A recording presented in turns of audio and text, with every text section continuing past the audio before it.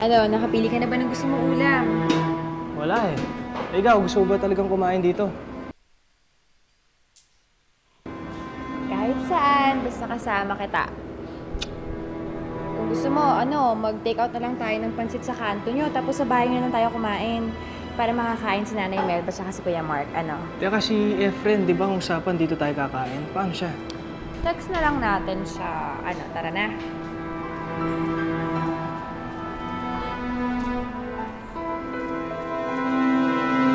Nung nilisan ko ang sirene, buo ang pag-asa ko na magiging maligaya ang buhay ko. Na tama ang desisyon ko. Na ang tadhana ko ay ang mamuhay sa lupa kasama si Tino.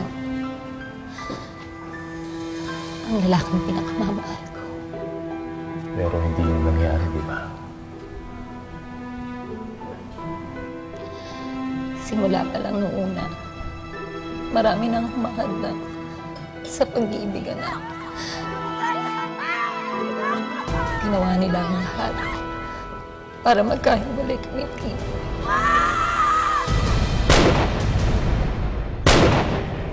At sinisisi ko silang lahat sa pagkakalayo namin ng anak ko.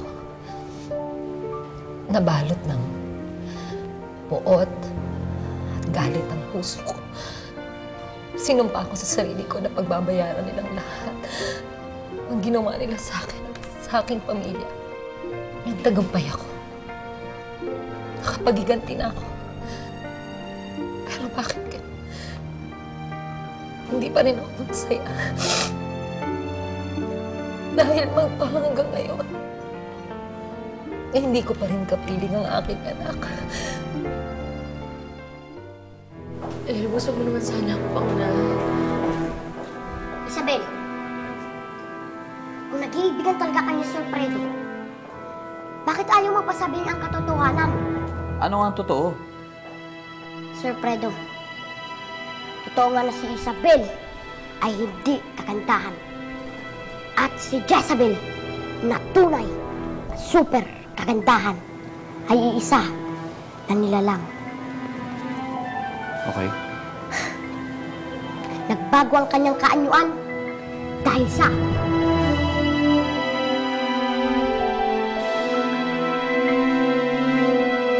Paano ko siya mahanap? Habang nagdadaan ang mga araw, unti-unti ako nawawala ng pag-asa na makikita ko pa ang anak ko. Hindi kaya kailangan mo nang bumalik ng Serenea. Serenea. Babalik ako ng Serenea. Jaime, hindi na ako Serena. Tao na ako. Paano ako babalik ng Serenea? Hindi ko alam kung tama ba na umalis ako ng Serenea. Kung nakinig sana ako sa babala ni Bana, kung hindi ko pinakinggan ang puso ko, hindi sana mangyayari ang lahat ng ito.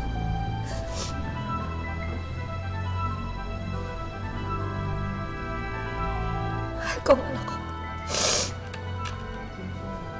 Mahal na mahal ko ang anak ko.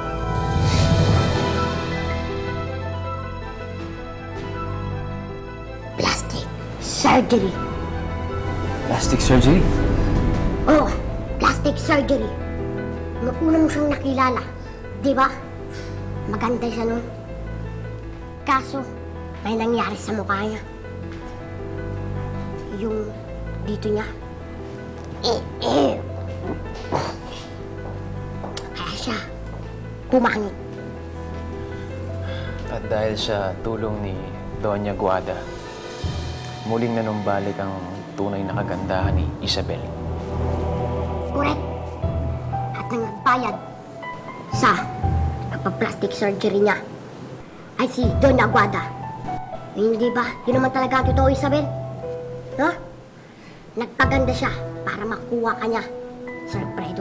Para itatak mo siya sa puso mo. Totoo ba yan, Isabel? Totoo ba yan? Ikaw naman. Hindi mo naman kailangan gawin pa yon. Hindi mo naman kailangan bumalik sa dati para lang sa akin.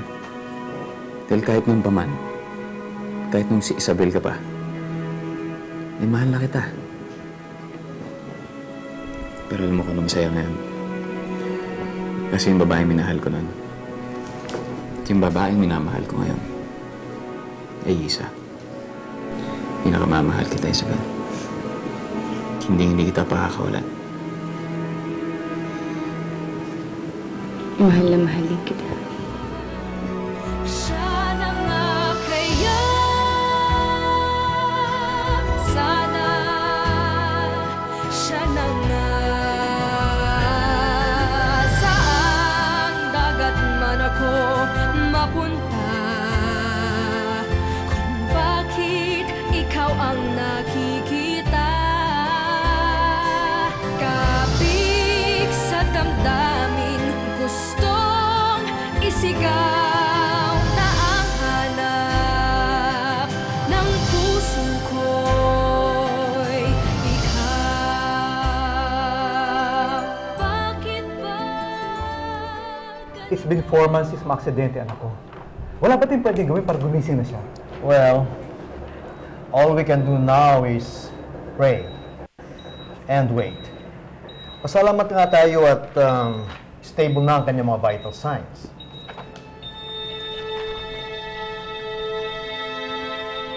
Ano nangyari? Tumataas ang kanyang blood pressure. Nurse! Nurse! Oh my gosh. Anak natin.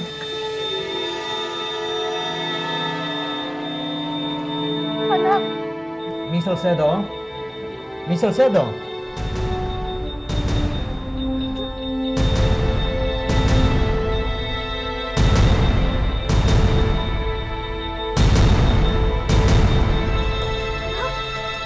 Betty?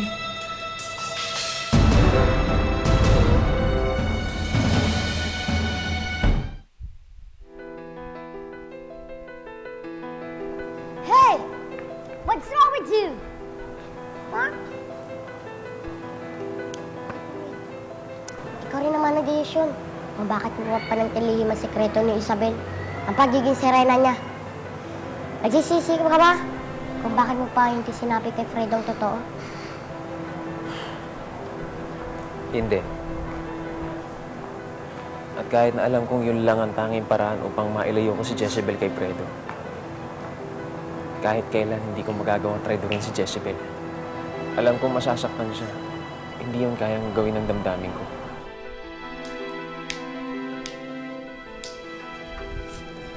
Kaya pala, ngayon naalala ko na. Di ba sinasabi mo dati parati sa akin, ikaw yung nagligtas sa akin? Kaya pala, pasensya na, hindi ako naniwala sa'yo. Ha? Tawarin mo ako. So, susuko ka na. Nataas mo ng puting bandera. Buboy, gusto ko lang naman maging tunay na maligaya si Jezebel. Kahit na ang kapalit nitong buhay ko. Alam mo, wala ka naman dapat ihingi ng tawad sa akin eh. Hindi naman kita masisisi dahil magkaiba talaga si Isabel at si Jezebel. Ako ang dapat humingi ng tawad sa'yo. Bakit naman? Dahil hindi ko sinabi sa'yo yung totoo. Sinabi mo na naman eh. Oh, drama. Orte-orte. Ikaw naman kung makapagsalita ka. Parang madededo ka na. Maghanap ka na lang kaya ng ibang chicks o fish. Kasi hindi talaga kayo magiging meant to be ni Isabel. Ngayon wala na si Berbula. Hindi na maadlangan ng pagmamahalan ni Fredo at ni Isabel. Hindi na ito mapipigilan ng iba. Gumising ka na. Dinilig din na Diyos sa panalangin ko. Anong nangyari sa akin? Bakit ako nandito? Alam mo, mas matutuwa si Doña Guada kapag nalaman niya nagkabalikan na tayong dalawa. Oo nga pala, nasan pala si Doña Guada? Ang tagal ko na siya hindi nakikita. Umalis siya eh. Umalis? Oo. Paano nangyari yun? Isa, kausap ko nga siya eh. Siya pa nga nagsabi sa akin na mag-uusap tayo eh. Ay hindi, kasi baka ngayon nakaalis na siya. Yun ang ibig ko sabihin. Kasi alis talaga siya. Saan siya pupunta? Ha? Hindi ko alam.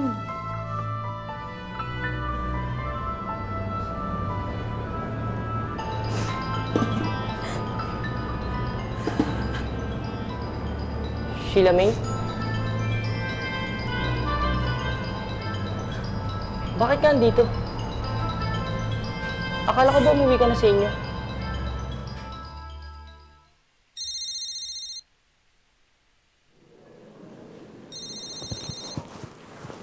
Oh, hindi mo ba sasagutin yung tumatawag sa'yo? Sige na, sagutin mo na. Storbo. Sino yan?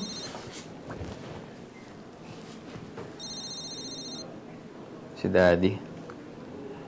O bakit ayaw mo sagutin? Sige na, sagutin mo na. Sandali lang ah. Sige na. Yes, Dad. Fredo, good news. Nakausap ko si Enrico. Gising na raw si Betty. Oh. Kani-kanina lang. Nasaan ka ba, Fredo? Kailangan pumunta ka ng ospital. She's your fiancé. You have to be by her side. Bakit daw? Ano sabi? Wala. Sabi niya ano? Gising na daw si Betty. Iha, tatanungin kita ng ilang katanungan, ha? Just some personal questions, okay? Natatandaan mo ba, Iha, kung ano ang iyong pangalan? Betty Salcedo. And how old are you? I'm 23 years old. Anak ako ni na Enrico at Imelda Salcedo. My favorite color is pink. I drive a black car. My favorite food is caviar. Ano pa? Ano pa gusto malaman mo? Motto ko in life? Pangalan ng aso ko nung grade 6 ako. Thank God. For a while, akala ko na-apekto ng utak mo sa aksidente. Nagising na si Betty? Gising si Betty. Baka kailangan ka dun. Sige, puntahan mo na si Betty. Hindi ako punta lang. Hindi, sige, puntahan mo na. Hindi nga eh. Nasaan na ba si Ericus? Hindi nga ako pupunta eh. Ito ka lang.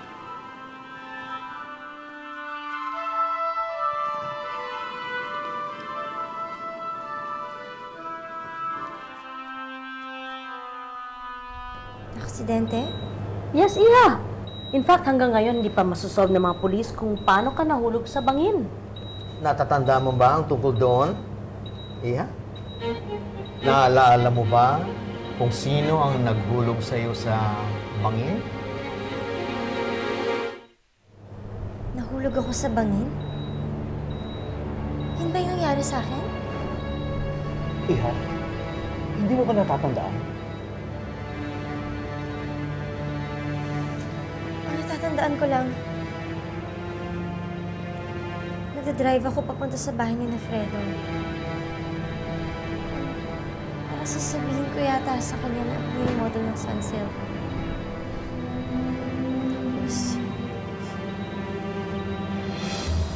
Tapos hindi ko na alam, hindi ko maalala. Ano nangyari?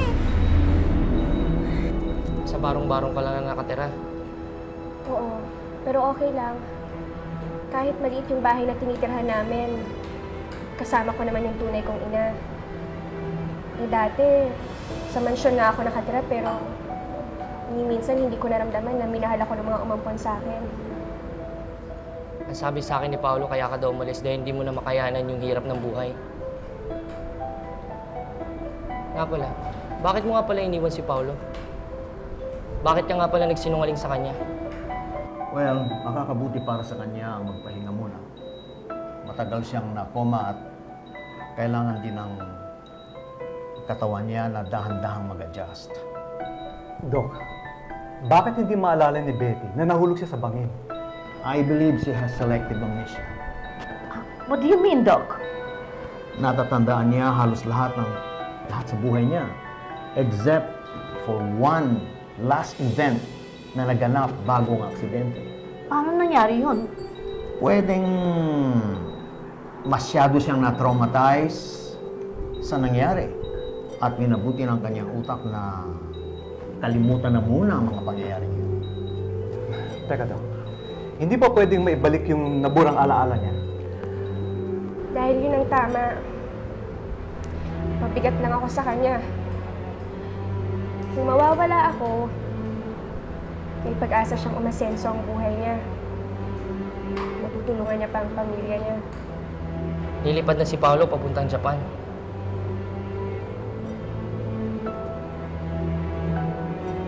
Iniwan mo siya. Hindi dahil ayaw mo sa kanya, kundi dahil mahal mo siya. Efren, nakikiusap ako sa'yo. Huwag mo nang sabihin kay Paolo yung napag-usapan natin. Maayos na yung buhay niya. Ayoko nang guluhin pa siya. Pero... Efren, nakikiusap ako. Ipangako mo sa akin yan. Karamihan sa mga pasyenteng may selective amnesia ay may babalik din nila eventually.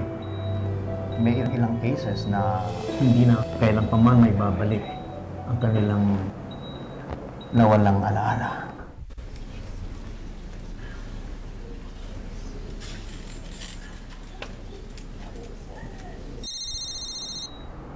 Excuse me, Doc. Oh, Fredo. Hello, Tito. Kamusta na ho si Betty? Well, she's resting right now. And she's fine. Fredo, she needs to be assured na kahit matagal siya sa coma, na wala nagbago sa inyong dalawa, hindi siya pwede ma-stress. Makakasama sa kanya. And Fredo, I'm counting on you. Okay.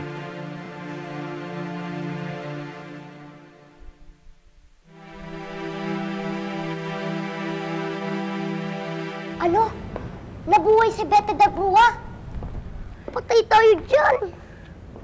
Naku, Buboy, hindi ko nga alam yung gagawin ko eh. Kinakabahan ako at alam ko na pupuntahan ni Fredo si Betty sa ospital. Sigurado ako dyan. Alam ni Betty ang sikreto mo. Alam ni Betty na serena ka.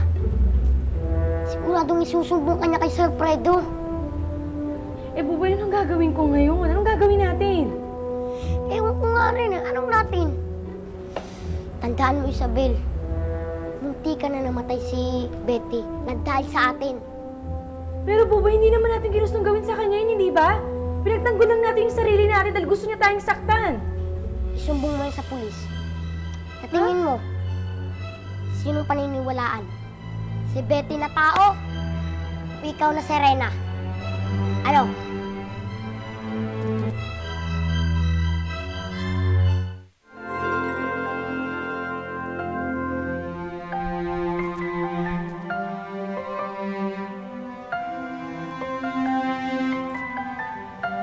You know what, Betty? I think you should have stayed in the hospital. Hindi ko nga alam kung ba't ako pumayag na umuwi ka muna dito sa bahay.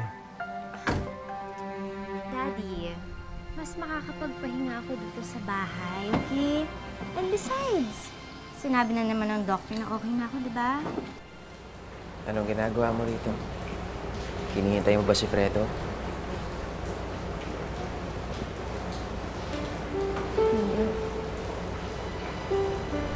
Dahil alam ko namang hindi siya dadating. Nag-usap na kami, may importante daw siyang pupuntahan. Bakit? Bakit parang malungkot ka? Dahil alam ko may kinalaman kay Betty. Betty?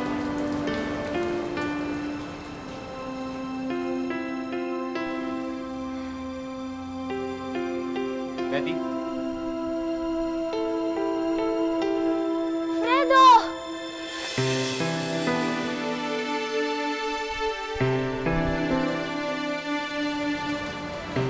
Si Betty ang dating kasintahan ni Fredo. Matagal siyang nawalan ng malay. Pero ngayon nagising na siya. At alam niya kung anong sikreto ko. At alam ko, sigurado ako, sasabihin niya kay Fredo kung anong nalalaman niya tungkol sa akin. Sabi ni Daddy, tumawag ka daw nung nasa hospital ako. Sana nga ginising niya ako para nakausap kita. I missed you so much. I super missed you. I'm glad you're okay. Babe, I promise. I promise talaga magpapagaling ako ng gusto. I'm gonna go to all of my therapy sessions para makarecover ako kaagad. Tsaka para matuloy na yung kasal natin. Bakit kaya ganun, Elvis? Kung kailan magiging maayos ang relasyon naming dalawa, saka kami nagkakaroon ng problema. Palagi na lang may humahadang sa pagmamahala naming dalawa.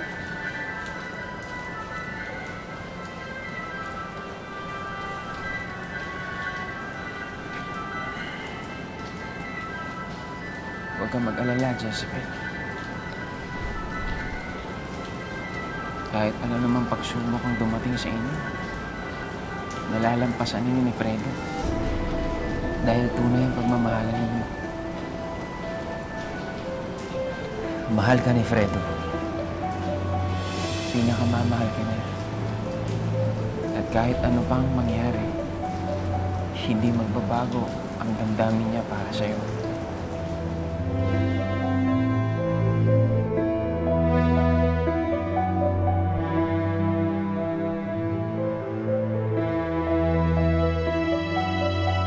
Kung ito ang kapalaran ko, Jezebel,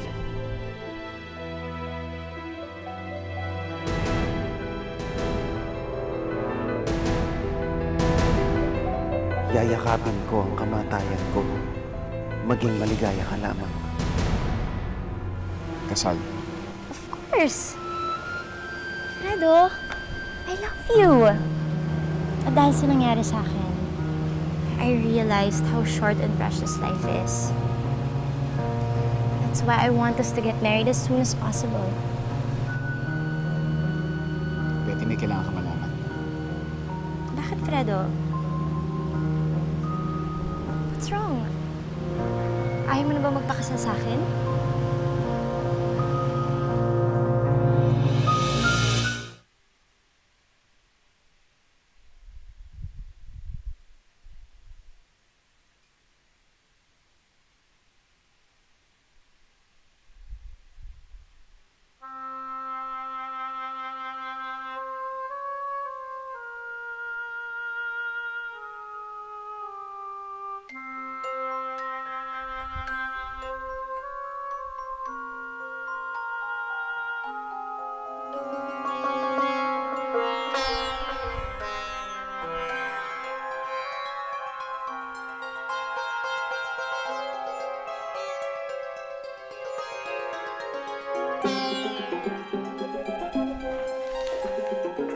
Felicia, bakit ang pinakikialaman yan?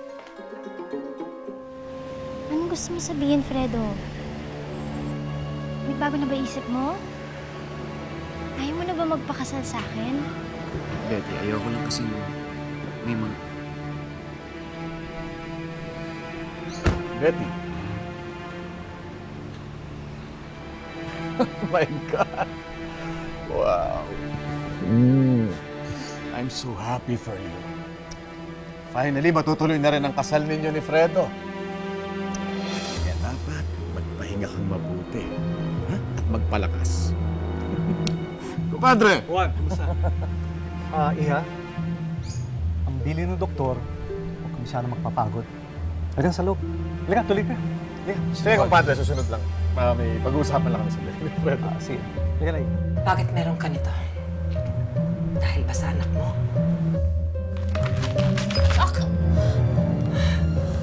Hindi ko sinasadya. Walang ka talaga! Walang ka! Mayas ka! Get out of my room!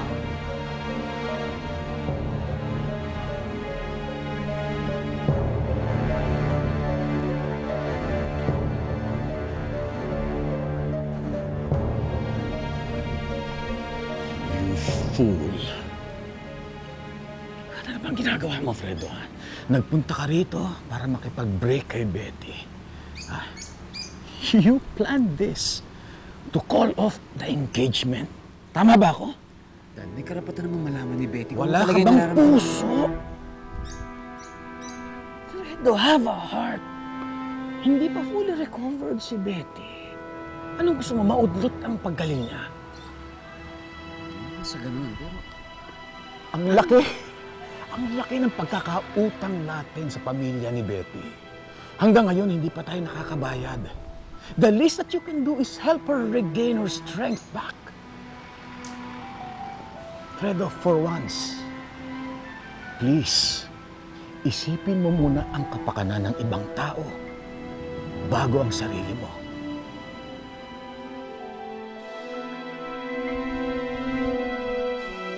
Felicia. Tama na! Ha? Alam meron ka, ha? Meron ka, babae ka. Meron ka talaga, pakalaman ka! Ha? Tama na! Tama na! Tama na! Wala, Felicia! Tama na! Ka! Kasara, Felicia. Nagbalik ka? Hindi po ako si Cassandra. Ako si Isabel. Isabel? Ang pangit na Isabel. Anong ginagawa mo dito? Anong ginawa mo sa itsura mo? Ganyan ka na ba ka-desperada? Pati ang itsura ni Cassandra gagayahin mo para maakit si Fredo. Halika na, Felicia. Aalis tayo dito. Halika na, sumama ka. Akala mo kasi na basta-basta ka na napapasok dito sa pamamahay ko. Umalis ka na. Kung ayaw mong idemanda kita ng trespassing. Sige. Pero kaming dalawa, magkasama kami. Hindi! Dito lang ang matandang yan. Dito ka lang. Habang buhay mo akong pagsisilbihan. Tama na, Ava. Pinagsisisihan ko na lahat ng ginawa ko sa'yo. Hanggang kailan mo ba ako mahihirapan? Hanggat hindi ko nahanap ang anak ko na inilayo mo sa akin. Sinira mo ang buhay ko. Gusto mong patawarin kita? Pwes hanapin mo ang anak ko. Ibalik mo sa akin ang anak ko. Ibalik mo sa akin ang anak ko! Tama na! Ibalik mo! Tama na! Ha? Halika dito! Akala mo masusukan? Wala akong pakialam kung gumanda ka. Dahil sa paningin ko, wala ka pa rin kasing tangit! Mas pangit ka. Dahil napakasama ng ugali mo. Pati yung matandang walang kalaban-laban sa'yo, sinasaktan mo. Kaya hindi ako magtataka kung bakit nilayo ng Diyos sa'yo ang anak mo. Dahil wala kang kwentang tao. Wala kang kwentang ina. Maswerte siya, hindi mo siya nakilala. Bawiin mo sila. Hindi. Bawiin mo ang sinabi mo! Hindi ko babawiin ang sinabi ko. At alam mo, sana hindi mo makita ang anak mo. Dahil nakakaawa lang siya kung magkasama kayong dalawa.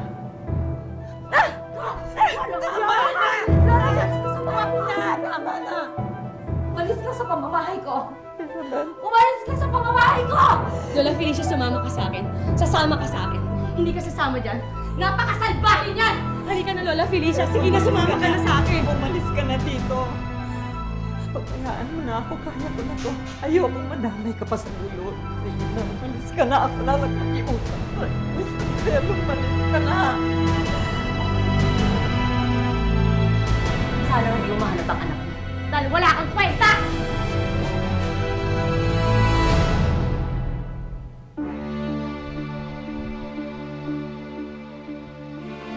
Isabel, umalis ka na. Sige na, kaya ko na to. Sigurado po kay Lola Felicia, ha? Isabel? Fredo, Anong ginagawa mo dito? nagpunta ako para sa'yo. Pinunta ka sa opisina, wala kaya naisip ko baka nandito ka.